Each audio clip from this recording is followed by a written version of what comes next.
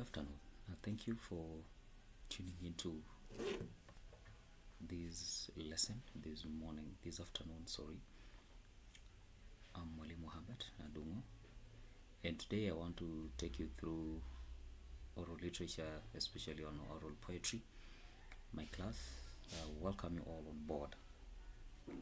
As we have been learning about oral literature, and we discovered that oral literature is in different genres, and in these genres again you'll discover that different types of genres are happening today. And today I want us to go directly to oral poetry.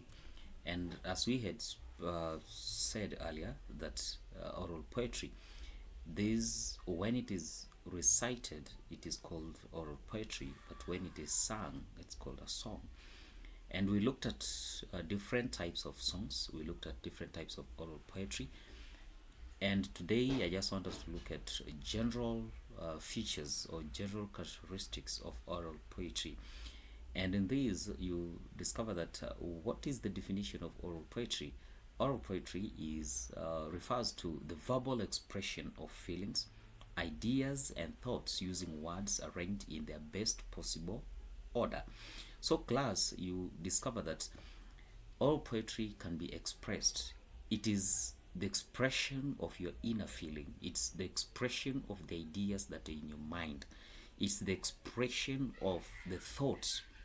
But now you're expressing these ideas, you're expressing these thoughts, you're expressing these feelings, but using now words, arranging them in a possible order so that someone else somewhere else can read and understand the same. Today, just as we had said, if an oral poem is sung, we call it a song, but when it is recited, we call it a poem. And in these, I'll let you know that we have totally different types of oral poetry. We have the ones that we call the lullabies, the songs that we sing for those little children, our young ones, when they go to soothe them to sleep, or just to soothe them, so that cooing them so that they can keep quiet if that is when they were crying. And we have the ones for war, when soldiers and warriors are going for war. For example, if the Morans in Kenya, if the Morans are going for war, mostly when they are going for cattle rustling, they were charging themselves by using these songs.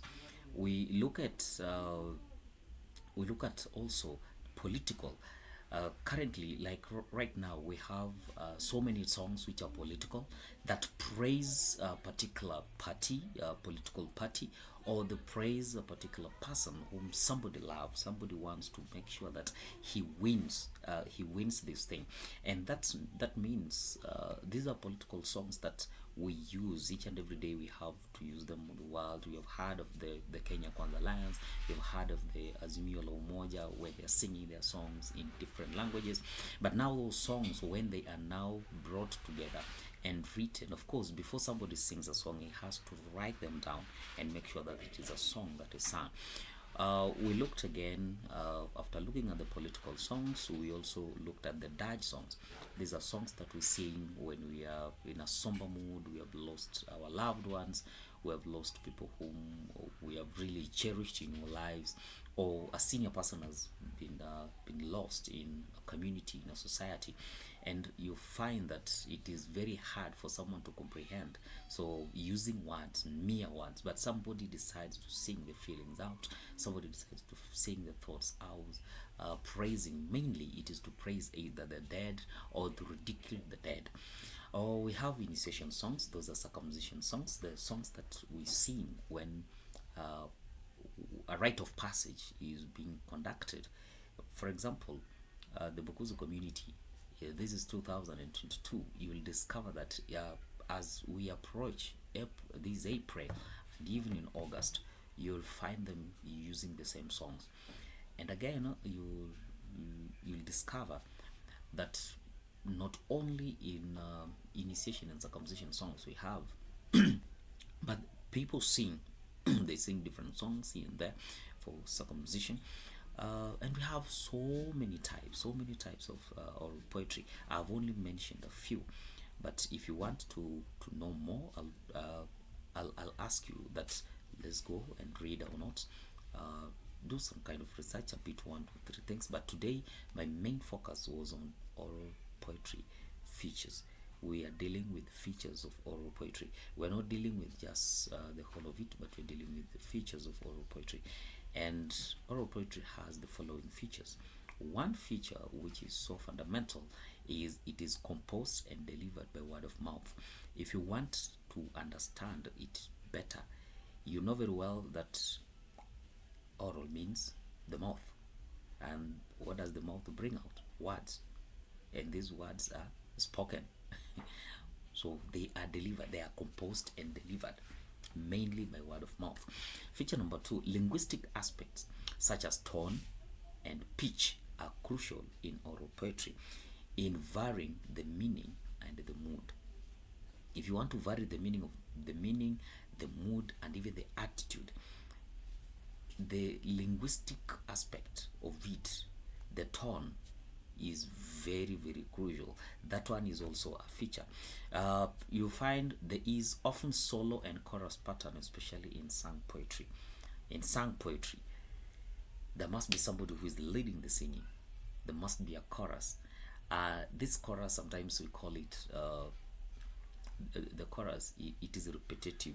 It comes often after every verse, because when we talk about poetry, we normally find the verses, and in these verses, or we call them stanzas. And in these stanzas, you will find there's a chorus. There is that particular verse that has been repeated each and every time. So there is often solo and chorus. So in singing, you discover that the solo is mostly verse, and the chorus is when everybody sings the same. The fourth feature that we're going to look at is accompanied with movement and dance. You cannot really enjoy oral poem without a dance, especially like if it is a circumcision song. You'll find the bukusus. Look at them, the way they sing. Look at the sabotis when they do them. They go out with a lot of passion. They dance. They can even dance to the ground. That is accompanying the dance and the movements. There is that shake.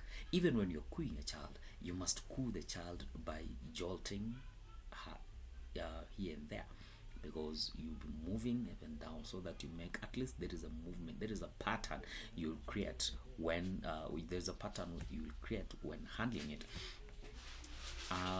The fifth thing, the performer dresses in costumes.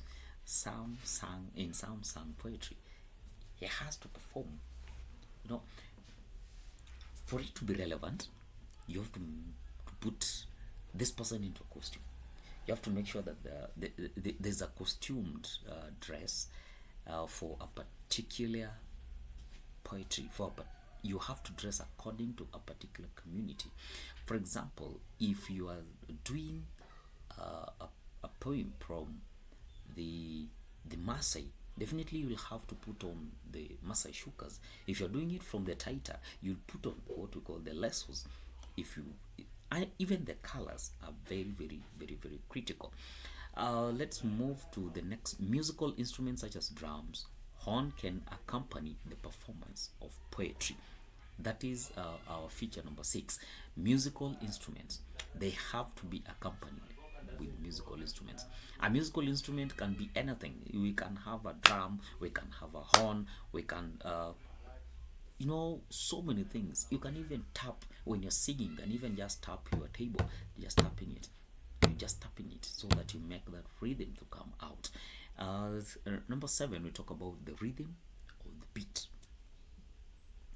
A music without a beat, it's not music, it's talking. It is just saying. But when you have a rhythm, there is a particular pattern of the rhythm. It is a regular. What is a rhythm, or what is a beat? I'll tell you, it is a regular repeated pattern of sounds. A regular repeated pattern of sounds. Rhythm or beat. Let me repeat that again. I'll say it is a regular repeated pattern of sounds. I repeat. Beat it is a regular repeated pattern of sounds. It can be slow, right? It can be fast. It can be moderate, monotonous, or disjointed. Yes, we have those types of pattern. The next feature which I want to look at is the volume. You can also say, and you're celebrating, you must shout, yay. Yes, that one you know that you're shouting. Volume, this refers to whether the song or the poetry should be loud or soft. It should either be loud or soft. A lullaby should be sung softly, while a war song should be sung loudly, as it engages courage and aggression. You know, war, you need to sing it loudly because you want that aggression. You want to charge the warriors into war. And if you are charging them into war, that means you are supposed to be so